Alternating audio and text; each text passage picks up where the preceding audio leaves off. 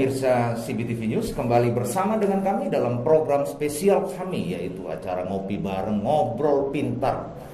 Hari ini sudah hadir di studio CB News. Kami sengaja mengundang salah satu tokoh politik, ya, pernah menjabat sebagai anggota DPRD Kota Probolinggo pada tahun 1999, ya, kalau nggak salah, sampai dengan 2004. Beliau juga selama 5 tahun, beliau juga salah satu anggota partai politik di Kota Probolinggo, partai besar, dan juga kebetulan sekali menjabat di DPRD Kota Probolinggo, posisinya ada di Banggar, ya. Berkaitan tentang beberapa kali viral tentang perbincangan terkait tentang Perdin, ya, perjalanan dinas di Kota Probolinggo, ya, baik itu dari legislatif dan seterusnya. Hari ini saya coba mengundang beliau, kita coba berbincang-bincang sedikit tentang narasi berkaitan tentang Perdin. Seperti apa sajakah pengalaman beliau selama menjabat 5 tahun sebagai anggota DPRD di Kota Probolinggo. Baik, selamat datang Bang Udin. Ya, terima kasih. Mumpung di layar kaca, Bang Udin bisa kasih salam-salam dulu sedikit, memperkenalkan diri. Baik, terima kasih. Assalamualaikum warahmatullahi wabarakatuh. Saya Syafiuddin AR, mantan anggota DPRD Kota Probolinggo periode 1999-2004, yang kebetulan juga menjadi salah satu anggota panitia anggaran, gitu. Panitia anggaran DPRD Kota Probolinggo, yang sekarang berubah menjadi badan anggaran. Ya. Bisa dilepas maskernya, enggak apa-apa, ya, karena kita sudah steril tadi itu, ya. Oke, baik. Saya panggil Bang Udin aja, ya, biar lebih gaul sedikit. Monggo saja. Bang Udin, selama 5 tahun, ya, duduk di kursi parlemen. Waktu itu posisinya masih disebut sebagai panitia anggaran, ya, yang sekarang sudah menjadi badan anggaran. Ya. Ini lagi viral di perbincangan ini, baik di WA Group dan seterusnya, terkait Perdin, ya, antara legislatif dan eksekutif, atau bagaimanakah ini tentang Perdin, perjalanan dinas dari DPR. Seperti apa pengalaman Bang Udin, ya, terkait tentang pemotongan atau bagaimana ini? Pengalamannya seperti apa? Ya, terima kasih Mas Luis. Jadi sebagai anggota DPRD itu memang kita diberi beberapa hak, ya. Ya, salah satunya hak anggaran. Jadi anggaran, ya, anggaran, kita diberi gaji, kita diberi uang perjalanan dinas, ya, salah satunya itu. Ya, apapun yang diterima oleh anggota DPRD itu sudah ada aturannya, susunan kedudukan keuangan DPRD, dan itu diatur dalam sebuah regulasi, dan itu juga masuk dalam sebuah tata tertib DPRD di situ. Jadi di saat DPRD menganggarkan perjalanan dinas, tidak salah, itu udah benar, sudah sesuai dengan regulasinya. Ada dasar-dasar. Ada dasarnya. Jadi kalau di era saya itu kan menggunakan dasar Undang-Undang Nomor 22 Tahun 1999 tentang pemerintahan daerah. Nah, kalau saat ini itu menggunakan dasar itu Undang-Undang Nomor 23 Tahun 2014 beserta perubahan-perubahannya. Nah, di situ tentang anggaran dan tentang, ya, salah satunya tentang hak anggaran anggota DPRD, gitu loh. Jadi boleh sah setiap anggota DPRD diberi hak untuk mendapatkan anggaran, termasuk perjalanan dinas. Ada dasarnya, ya? Ada dasar legal, ya. Legal. Baik, Bang Udin. Ini terjadi ada perubahan kayaknya kalau di media menulisnya tawar menawar ini.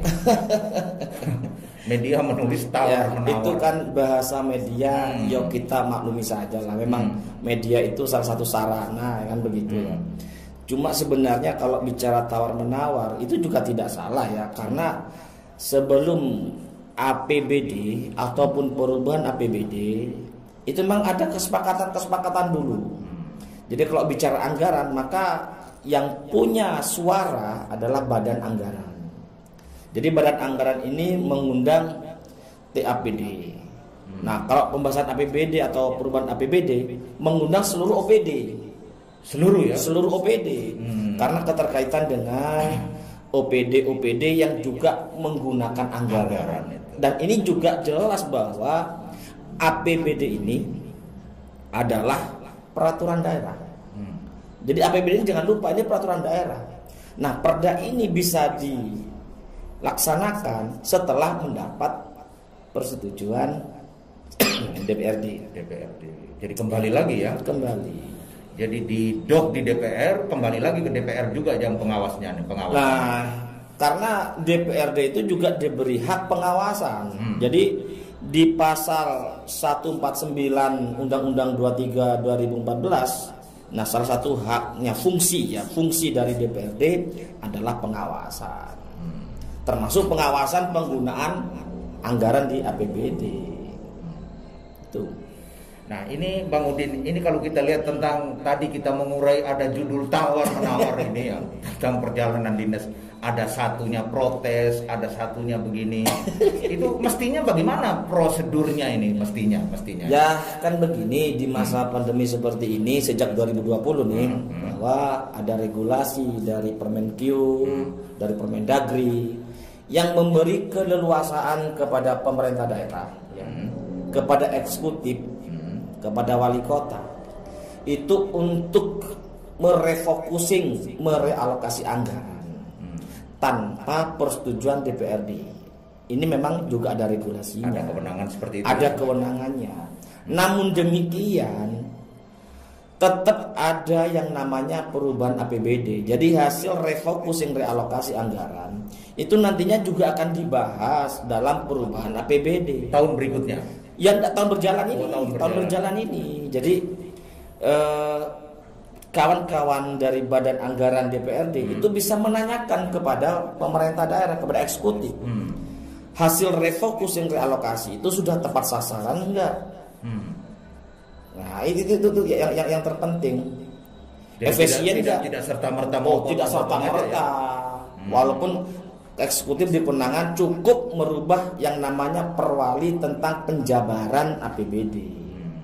Tapi tetap di saat perubahan APBD, kawan-kawan badan anggaran tetap punya kesempatan, punya kewenangan untuk menanyakan kepada eksekutif sudah tepat sasaran, tidak efektif tidak.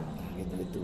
Berarti ada muncul pertanyaan, berarti sekarang dalam pengawasan belum jalan ini kayaknya, sehingga terjadi tidak kompak, saling ada yang tidak setuju, ada yang bagaimana.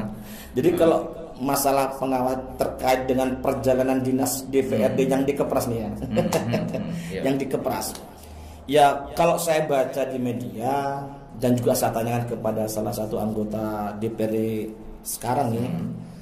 Itu memang sudah ada pembicaraan antara Badan Anggaran DPRD dengan tim anggaran pemerintah daerah atau TAPD Pemkot Probolinggo. Dan sudah disepakati nih yang akan direfocusing realokasi untuk dialihkan ke bansos COVID level 4 ya, PPKM level 4 itu 2 miliar. Nah, seharusnya ini yang dilaksanakan dari kesepakatan pertama. Iya, jadi kesepakatan ini antara Badan Anggaran dengan tim anggaran pemerintah ini mengikat ini. Mengikat. Jadi harus dilaksanakan. Nah, kalau di media muncul langsung dikepras 4 miliar, ini perlu dipertanyakan dasarnya apa dulu nih? Nah, dasarnya apa dulu? Nah, sementara kesepakatan sudah jelas bahwa disepakati dua lembaga resmi pemerintah yang juga sama-sama punya kewenangan, gitu ya. Ya ini yang dilaksanakan. Kalau langsung dikeras 4 miliar, Badan Anggaran dipanggil lagi nih TAPD, undang lagi. Kenapa bisa mencapai 4 miliar? Kok keluar dari kesepakatan? Nah ini bukannya berdasarkan kewenangan yang sudah dikasih oleh eksekutif ini untuk bisa potong aja begitu tanpa ada persetujuan. Jadi monggo saja, artinya begini. Jadi eksekutif diberi hak memang untuk merefocusing realokasi. Gitu ya. Nah, tapi dalam konteks perjalanan dinas ini kan keterkaitannya dengan legislatif. Ya juga harus menghormati dong, menghargai keberadaan Badan Anggaran dan juga menghormati kesepakatan-kesepakatan yang sudah dilaksanakan oleh dua lembaga. Nah, kalau misalnya nih yang 2 miliar nggak dilaksanakan justru masalah 4 miliar, berarti pihak eksekutif juga tidak percaya ke TAPD-nya ini. Nah, kan begitu. Jadi TAPD sudah nggak dipercaya lagi nih. Nah kan begitu. Jadi seharusnya ini kedua lembaga ini tidak punya kesepakatan bersama, akhirnya yang berbicara adalah media. Nah sebenarnya kesepakatan kan sudah ada, ya. Kesepakatan sudah ada bahwa 2 miliar disepakati dari 5,3 kalau tidak salah, itu disepakati 2 miliar untuk dialihkan ke bansos PPKM level 4. Ya ini jadi kesepakatan, ini yang dilaksanakan. Kalau memang ada benar faktanya benar-benar 4 miliar yang dikepras, lo badan anggaran sesegera mungkin ini ngundang lagi APD supaya buat perubahan ya. itu ya. Jangan lupa nih dari pihak eksekutif bahwa legislatif juga punya hak nanti di perubahan APBD. Loh jangan-jangan nanti kawan-kawan dari badan anggaran ngepras juga nih anggaran eksekutif ini. Wow. Karena kalau tidak ada persetujuan DPRD perubahan juga nggak bisa. Termasuk di APBD 2022. Nah ini kan muncul disharmonisasi. Akan tidak harmonis nih antara dua lembaga legislatif dan eksekutif kalau tidak saling menghargai, tidak saling menghormati hak, kewenangan dan kewajiban masing-masing. Nah kesepakatan perda itu kesepakatan. Jadi perda itu bisa dibuat, bisa dilaksanakan, dibentuk itu atas dasar kesepakatan antara DPRD dan pemerintah daerah. APBD ini juga perda. Nah, gitu. Dan jangan lupa juga bahwa setiap akhir tahun anggaran eksekutif itu ada pertanggungjawaban kepada DPRD. LPJ-nya. LPJ akhir tahun anggaran. Nah, ini disitulah DPRD bisa masuk. Nah, DPRD ini kan juga punya hak ya. Jadi DPRD itu diatur oleh undang-undang juga, dilindungi oleh undang-undang, punya hak. Hak anggota DPRD ada juga hak DPRD. Nah, untuk hak DPRD ini salah satunya interpelasi, hak angket ya kan, dengan proses yang sudah diatur sedemikian rupa. Nah, hak anggota juga ada di situ. Nah, hak ini dilindungi oleh undang-undang. Tapi harapan saya sebagai mantan anggota DPRD Kota Probolinggo, saya berharap antara DPRD Kota Probolinggo dengan pihak pemerintah daerah Kota Probolinggo itu segera ada harmonisasi. Ya, ada komunikasi yang baik. Tidak saling menjatuhkan, tidak saling mencari kesalahan. Karena apa? Kalau ini sampai terjadi, akan terjadi Jember Jilid 2 di Probolinggo dan yang rugi siapa? Masyarakat. Rakyat Kota Probolinggo yang akan rugi. Karena apa?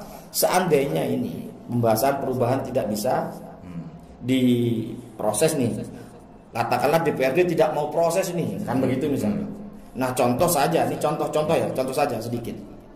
Tentang kenaikan honor GTT. Ya. Yang sudah direncanakan oleh eksekutif di perubahan APBD nanti yang tadinya 800.000 menjadi 1 juta. Yang tadinya 1 juta menjadi 1.200.000. Tapi di saat perubahan tidak dibahas, ini tidak akan jadi. Tidak dibahas oleh teman-teman dewan ya? Iya, artinya teman-teman DPRD nggak mau bahas perubahan APBD. Artinya tidak bisa terrealisasi. Maka nggak bisa terrealisasi karena nggak punya dasar untuk mengeluarkan tambahan untuk GTT-PT tadi. Nah ini yang jadi persoalan. Akhirnya rakyat lagi. Nah, rakyat lagi yang dirugikan. Jadi perlu adanya harmonisasi nih ya. Ya. Harus ada yang bisa memediasi. Ada ya. Gitu. Ya siapa yang bisa memediasi? Masa media yang memediasi? Oh tidak. Tidak ya. Tidak. Di situ kan ada sekretaris daerah. Di situ ada sekretaris DPRD. Ya dua pejabat ini bisa berkolaborasi untuk saling memberikan bocoran. Ya, bukan bocoran. Kalau bocoran kayaknya kesalahan ya.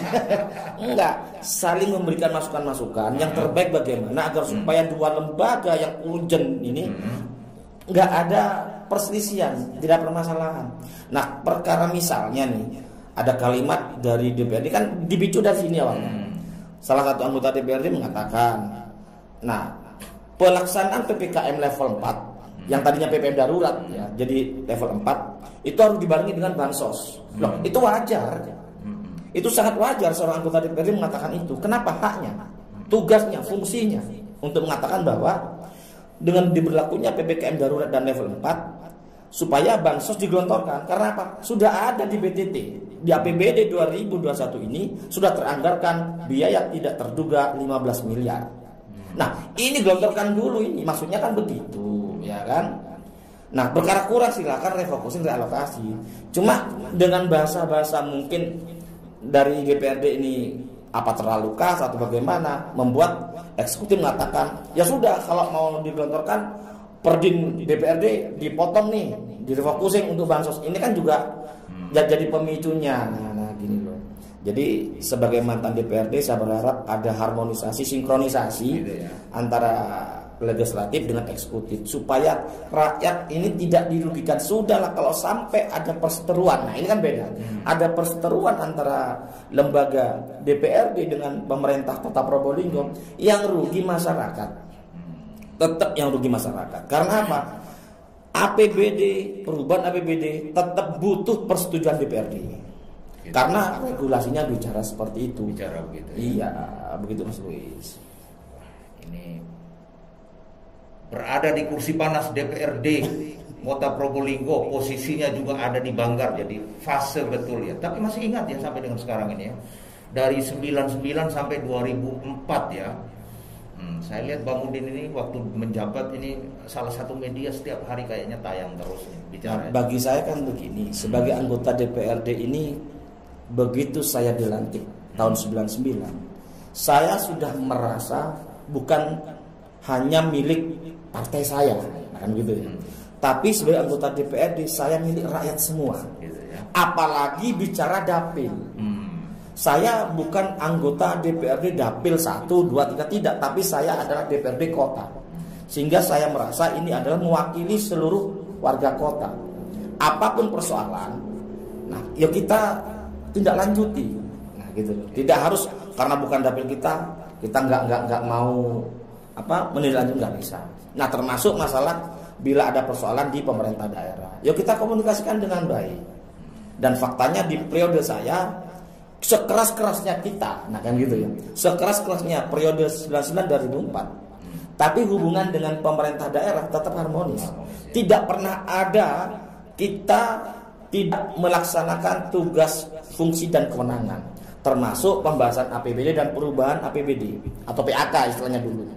Nah itu tetap kita laksanakan. Karena apa? Ini kewajiban bagi kita untuk kepentingan masyarakat. Karena dengan adanya perubahan, karena kebutuhan itu kan turun naik. Kebutuhan itu di saat pembahasan APBD dianggap tidak butuh. Ternyata di tengah perjalanan APBD berjalan butuh. Tapi kan nggak serta-merta langsung bisa dianggarkan, langsung dilaksanakan, enggak.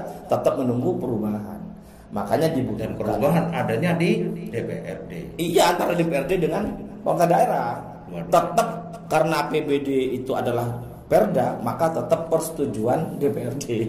Itu jangan lupa, DPRD ini sangat urgent ya. Jadi punya hak pengawasan kepada pemerintah daerah, tapi tidak diawasi. Jadi pemerintah daerah tidak berhak untuk mengawasi DPRD karena tidak punya tugas kewenangannya, nggak punya ini. Oh begitu ya. Bisa dibaca di Undang-Undang 2314 dan perubahan-perubahannya. Jadi eksekutif tidak bisa mengawasi. Nggak bisa. Yang mengawasi siapa? Masyarakat. Masyarakat sendiri. Ya. Karena artinya nanti tidak dipilih lagi. Loh, bisa saja seperti itu. Nah, jadi yang mengawasi wakil rakyat ya rakyatnya dong. Rakyatnya ya. Nggak boleh eksekutif mengawasi legislatif. Tapi legislatif karena perintah undang-undang punya hak pengawasan, fungsi pengawasan. Ada boleh. Loh ini. Di pasal 1/9. Jadi DPRD kabupaten atau kota mempunyai fungsi A. Pembentukan perda ya, kota atau kabupaten. Maka tetap persetujuan DPRD. Yang kedua anggaran. Nah tadi itu punya fungsi itu anggaran, fungsi anggaran. Yang ketiga pengawasan. Nah ini yang nggak dipunyai oleh eksekutif, mengawasi legislatif nggak ada. Nah, gitu. Harapannya nih Bang Udin, sudah ini meski umurnya masih muda kita anggap senior dalam bidang politik ini ya, soalnya sampai dengan hari ini masih agak tajam-tajam sedikit ngomongnya. Harapannya seperti apa ini untuk Probolinggo ke depan? Ya harapannya ke depan itu ada harmonisasi, sinkronisasi, ada rasa kebersamaan antara DPRD Kota Probolinggo dengan pemerintah Kota Probolinggo, ya demi masyarakat Kota Probolinggo. Jangan sampai terjadi jember jilid 2 di Kota Probolinggo, itu saja.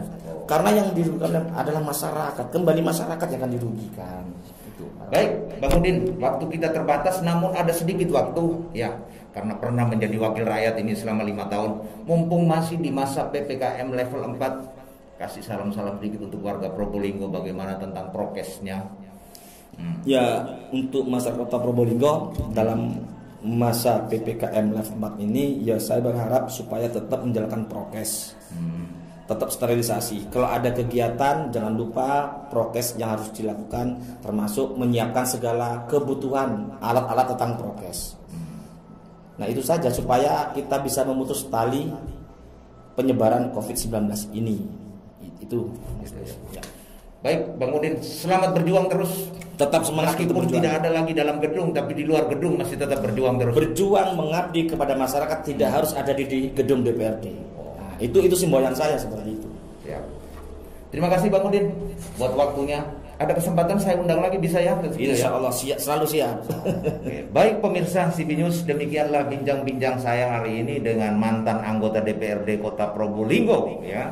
Dari partai PDIP ya. PDI Perjuangan ya. Periode 2009-2004 kebetulan yang bersangkutan atau beliau juga adanya di posisi panitia anggaran pada waktu itu yang sekarang disebut menjadi Banggar Badan Anggaran. Semoga dengan tayangan kami ini dapat bermanfaat bagi masyarakat Probolinggo. Demikianlah laporan kami dari Probolinggo, Jawa Timur, CB News untuk kita semua.